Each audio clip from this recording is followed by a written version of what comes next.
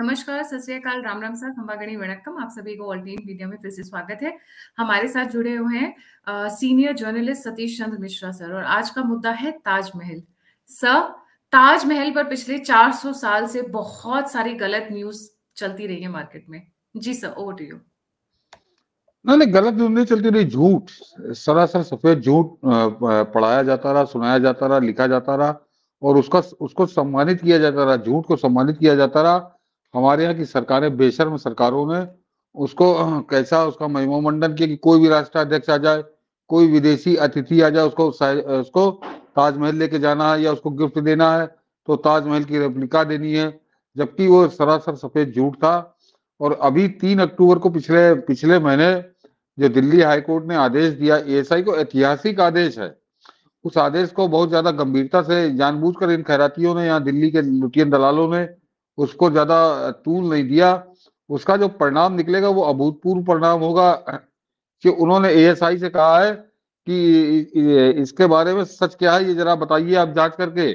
और उसमें जो सबसे महत्वपूर्ण चीज है कि देखिए, जिस व्यक्ति ने जो याचिका दायर की थी दिल्ली हाईकोर्ट में, वो उसने पहले भी, इससे कुछ साल पहले भी उसने याचिका दायर की थी। तब हाईकोर्ट ने कहा था कि ये मेरे पास नहीं, तुम जाकर एएसआई से इसकी अपील करो। उसने जब एएसआई से 2 बार अपील की, एएसआई ने जवाब नहीं दिया, तब वो फिर पहुंचे हाईकोर्ट कि एएसआई को जवाब नहीं दे रहा, हाँ या ना में चुप्पी साधे है। तब दिल्ली हाईकोर्ट ने ये फैसला दिया है। तो अब 2 महीने 3 महीने, देखिए जो भी समय लगता है, उसको एएसआई आकर जांच करने के बाद उसको अपनी रिपोर्ट देनी पड़ेगी तथ्यों के साथ। और उसके बाद ये साफ हो जाएगा कि 400 साल से इस देश की आंखों में धूल झोंकी जा रही थी, झूठ बोला जा रहा था, और उसकी धज्जियां पिछले कई सालों के तथ्य गायत्री जी उड़ा देते हैं। और इसमें सबसे पहले मैं जिक्र करूंगा कि यूनिवर्सिटी ऑफ न्यूयॉर्क ब्रुकलिन के एक प्रोफेसर थे, प्रोफेसर इवान टी विलियम्स, हाँ प्रोफेसर विलियम्स थे, यूनिवर्सिटी ऑफ न्यूयॉर्क के ब्रुकलिन कॉलेज के। वो आए थे इंडिया और उन्होंने ताजमहल में जो दरवाजे हैं उनकी लकड़ी एक उन्होंने टुकड़ा वो अपने साथ लेकर गए थे, और उन्होंने जो उसकी कार्बन डेटिंग की अमेरिका में जाकर अपनी लैब में, तो उन्होंने बताया कि ये लकड़ी का टुकड़ा जो है 1359, उन्होंने अपना ईयर दिया था कि 1359 का ये हो सकता है। और उसमें उन्होंने जो डिस्क्रिपेंसी की बात की थी कि हो सकता है जो मेरा जो एनालिसिस है ये 90 साल पहले का हो या 90 साल बाद का हो। तो अगर आप 1359 में 90 साल और जोड़ दीजिए कि थोड़ा और लेट, तो वो 1450 हो जाता है। तो 1450 में तो बाबर जन्मा नहीं था, शाहजहां की तो छोड़ दीजिए, जिस बाबर के वंश का था शाहजहां, वो बाबर का पैदाइश नहीं थी।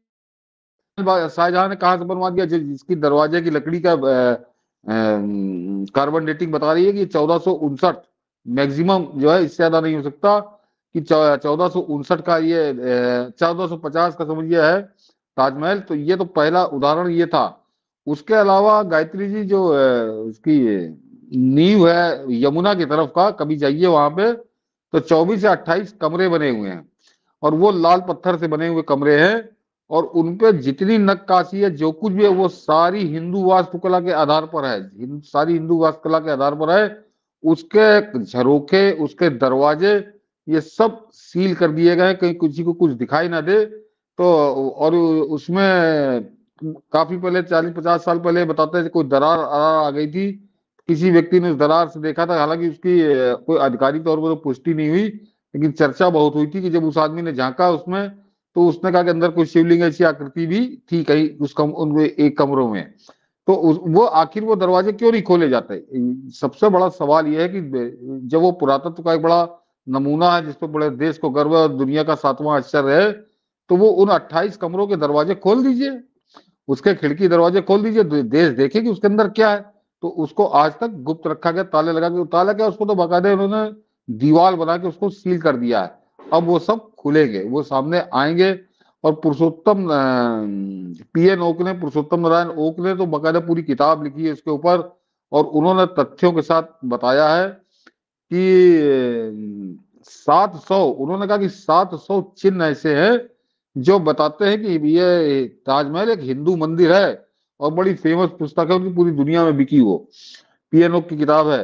लेकिन उसी में उन्होंने जो दो उदाहरण दिए मैंने निकाल के रखे, आज आपने टॉपिक दिया था कि उसके बाद तो कोई शंका की गुंजाइश ही नहीं रह जाती। मैंने कहा ना इन बातों को छोड़ दीजिए कि ये उस कार्बन डेटिंग में क्या आया है, या पुरुषोत्तम एक ने जो ये जो नींव के नीचे वाले कमरे हैं 28 उनको बंद किया हुआ है, कि उन्होंने अपनी किताब में दिया कि बादशाह नामा जो शाहजहां के कार्यकाल में ही लिखी गई जब वो जिंदा था, और उसके दरबार के लेखा जोखा की पुस्तक है, उसमें पेज नंबर 403 पार्ट 1 कि उसमें लिखा है कि मुमताज को दफनाने के लिए जयपुर के महाराजा जय सिंह से एक चमकदार बड़े गुंबद वाला विशाल भवन, इमारत आलीशान व गुंबद लिया गया, जो कि राजा मान सिंह के भवन के नाम से जाना जाता था। ये शाहजहां की जो हिस्ट्री है, शाहजहां के कार्यकाल में जो लिखी गई उसके इतिहासकारों ने, उसमें ये इस बात का वर्णन है। तो ये क्या है, अगर शाहजहां ने बनवाया था ताजमहल तो ये क्यों लिखा जा रहा था कि मुमताज कहाँ दफनाई जाएगी। और दूसरा उन्होंने लिखा कि शाहजहां के दरबारी लेखक मुल्ला अब्दुल हमीद लाहौरी ने अपने बादशाह नामा में मुगल शासक बादशाह का संपूर्ण वृतांत 1000 से ज्यादा पृष्ठों में लिखा है, जिसके खंड 1 के पृष्ठ 402 और 403 पर इस बात का उल्लेख है कि शाहजहां की बेगम मुमताज उल मानी, जिसे मृत्यु के बाद बुरहानपुर मध्य प्रदेश में अस्थायी तौर पर दफना दिया गया था, और इसके 6 माह बाद तारीख 15 मदी उल अव्वल दिन शुक्रवार को आगरा लाया गया, और फिर उसे महाराजा जय सिंह के लिए आगरा में स्थित एक असाधारण रूप से सुंदर और शानदार भवन में पुनः दफनाया गया। ये वो अपनी 400 पेज नंबर 402 403 पर वो दरबारी लेखक मुल्ला अब्दुल हमीद लाहौरी ने लिखा। वो तो ये तो दस्तावेजी है, ये सब आज की तारीख में अभिलेखागार में ये सारे ग्रंथ मौजूद हैं, उस समय की किताबें। इस पर क्यों नहीं बात होती। दफनाए गए की पुस्तक में लिखा है कि शाहजहां ने दरअसल वहां अपनी लूट की दौलत छुपा रखी थी, इसलिए उसे कब्र के रूप में प्रचारित किया गया था। तो ये तो मैंने अभी आपको 4-5 उदाहरण बताए। पुरुषोत्तम नागौर ने अपनी किताब में 700 ऐसे सबूतों का जिक्र किया है जो ये धज्जियां उड़ा देते हैं ताजमहल की झूठी कहानी, झूठे इतिहास की। लेकिन 70 साल तक हमारे यहाँ सेकुलरिज्म का ये नाटक चला कि उस झूठ को राष्ट्रीय सम्मान का विषय बना दिया गया, राष्ट्रीय पहचान का विषय बना दिया गया। मैंने कहा कि इसकी रेप्लिका विदेशी अतिथियों को दी जाती थी, एक कंपलसरी रूप से उनको यहाँ लाया जाता था। नरेंद्र मोदी के आने के बाद इसका ये महिमा मंडन खत्म हुआ, उस झूठ का महिमा मंडन खत्म हुआ, और अब कोई विदेशी अतिथि कम से कम ताजमहल तो नहीं जाता, जो अपने मन से चला जाए, सरकार उसके लिए वहां प्लान नहीं करती। और वो बनारस जाते हैं, वो अहमदाबाद जाते हैं, वो दिल्ली में जो मंदिर है देखिए अक्षरधाम जाते हैं।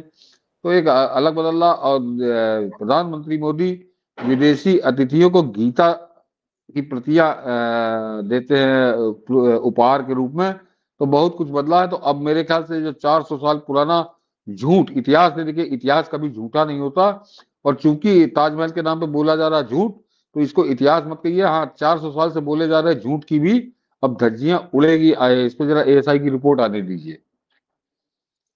सर, जो जयपुर की राजकुमारी है दिया कुमारी, उन्होंने भी ताजमहल पे अपना हक जमाया है। दैट ताजमहल जिस जमीन पर खड़ा हुआ है वो उनका है, उनके पुश्तों का, उनका पुश्तैनी प्रॉपर्टी है वो। जी नहीं, वो तो देखिए, जो मैंने अभी पुरुषोत्तम की किताब से आपको सुनाया पढ़ के, तो वो तो उसके समय का जो इतिहासकार था, शाहजहां का इतिहासकार था, उस समय जो लिख रहा था, तो राजा जयपुर की बात कर ही रहा है, जय सिंह की।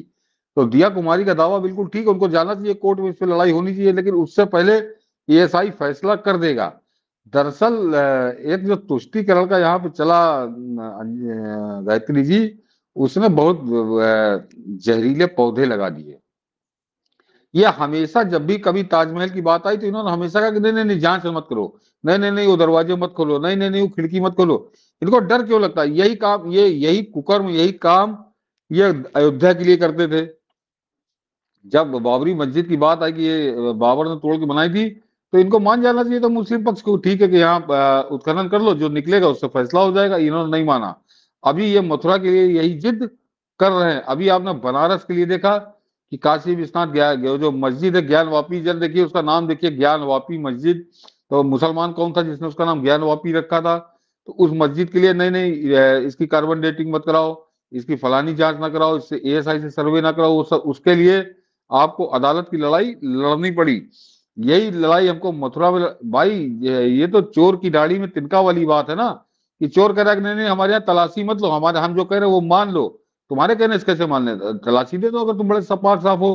तो वो जो अयोध्या से शुरू हुआ, बनारस आया, मथुरा पहुंचा, और अब वो आगरा में आके मेरे ख्याल से उसका सबसे बड़ा विस्फोट होगा, क्योंकि आगरा को इन्होंने बड़ा इंटरनेशनल लेवल पे हाईलाइट कर रखा था, लेकिन उसका सच सामने आएगा तो जो हमारी 70 साल की सरकारें रही हैं, दुनिया उन पर भी थूकेगी।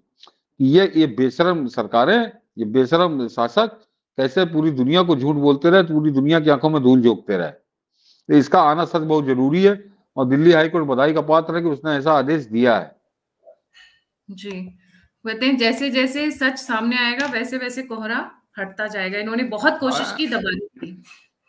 नहीं नहीं, आपको आप जो दर्शकों, दिल्ली बड़े आसानी से आप चले जाएंगे, आप कुतुब मीनार चले जाइए, तो कुतुब मीनार से बिल्कुल सटा हुआ वो पूरा परिसर है जो जिसमें संभवतः दुर्गा जी का मंदिर था, तो वहां पर तो एएसआई का बोर्ड लगा हुआ है कि ये इस मंदिर को तोड़कर इसमें इस सामग्री का इस्तेमाल किया गया। जो कुतुब मीनार है, ये एएसआई का बोर्ड लगा, और आज से नहीं लगा, पिछले पिछले में 30-40 साल से जब पहली बार गया था तब भी, जिसमें अशोक स्तंभ है उसी मंदिर परिसर के अंदर।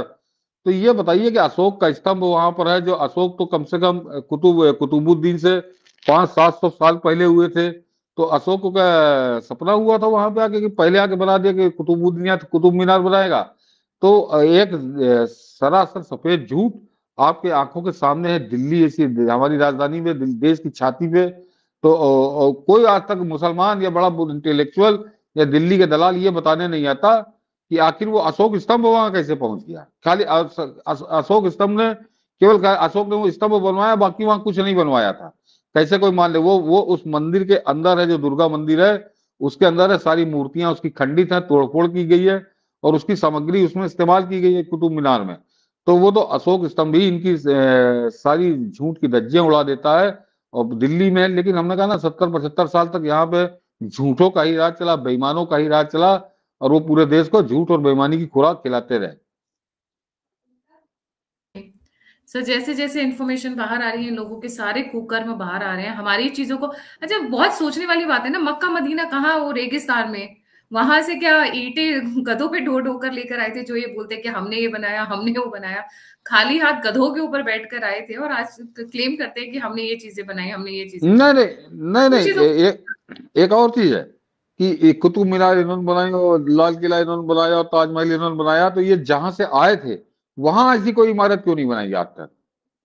वहां पे तो कुछ भी नहीं है ना, वहां तो इनके पास कुछ भी नहीं है। वो चाहे अफगानिस्तान चले जाइए, चाहे वो कजाकिस्तान, ताजिकिस्तान, किसी के पास भी तो ऐसी, तो ये यहाँ यहाँ की इन्होंने बनाई, जहां इनके बाप दादे रहे, सैकड़ों साल इन्होंने शासन किया, वहां ये नहीं बना पाए, तो ये यहीं की बनाई इमारतों में कब्जा किया, डकैती डाली इन्होंने।